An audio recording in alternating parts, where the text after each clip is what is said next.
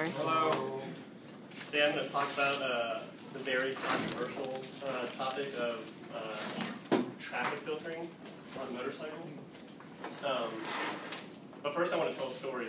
I've been riding a motorcycle for about 3 years, and maybe 2 years ago I was riding home from work one night, and I was at a stoplight. There was a car in front of me and a car behind me, and somebody rear-ended the car behind me, which caused that car to hit me. I came back on the car, and once that car stopped, I came back and hit the car in front of me. I wasn't really hurt. I walked away with like some minor bruises and whatnot, but my bike was a total loss. It was completely crushed in between the two cars. But the point of that story is, if traffic filtering was legal here in the state of Florida, my involvement in this accident would have been like, I would have had no involvement in this accident. So I guess I'll define what traffic filtering is. And there's two parts to it. One is traffic filtering itself, where at a red light, a motorcycle will cut to the front of the queue in between the cars while traffic is stopped. And then there's lane splitting, which is the really controversial part, where in like really heavy congested traffic, motorcycles will ride either on the outside of the lane or in between two lanes of traffic, no more than 10 miles an hour faster, relatively, than the other traffic. This is only legal in one state, California. But I just want to see, by just knowing the definition, how many of you guys think that lane splitting should be legal?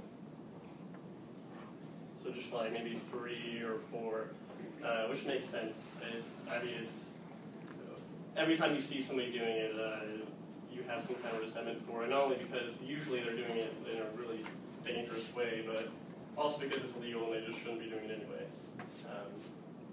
But there are so many benefits to lane splitting, not only for the motorcyclist safety himself, but for everybody. When a motorcycle is in between two cars, the chance of him getting rear-ended is way more likely than when he is in between lanes, especially when he's at the front of the queue. There's obviously still some danger being in the front of the queue, but it's significantly less than if he was in between two cars, especially in stop-and-go traffic where cars are constantly accelerating and decelerating.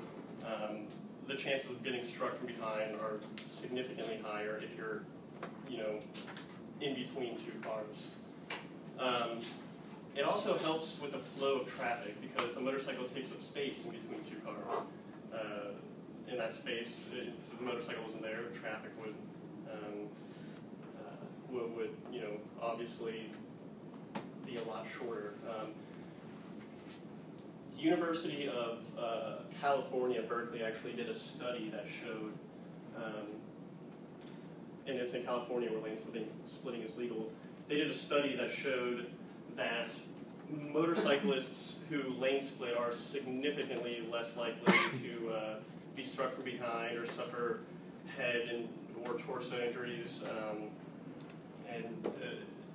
It was done in a state where it's legal, so I think that's definitely worth noting. There's also some environmental benefits. A Belgian study found that if just 10% of motorcyclists or drivers were to ride motorcycles and split in traffic, that travel times would decrease by like 8 minutes or so.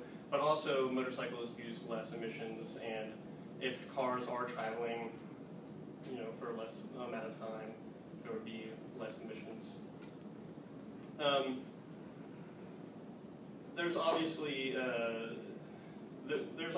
a lot of resentment towards people who ride in between lanes, and it's very understandable because it kind of feels like we're cheating.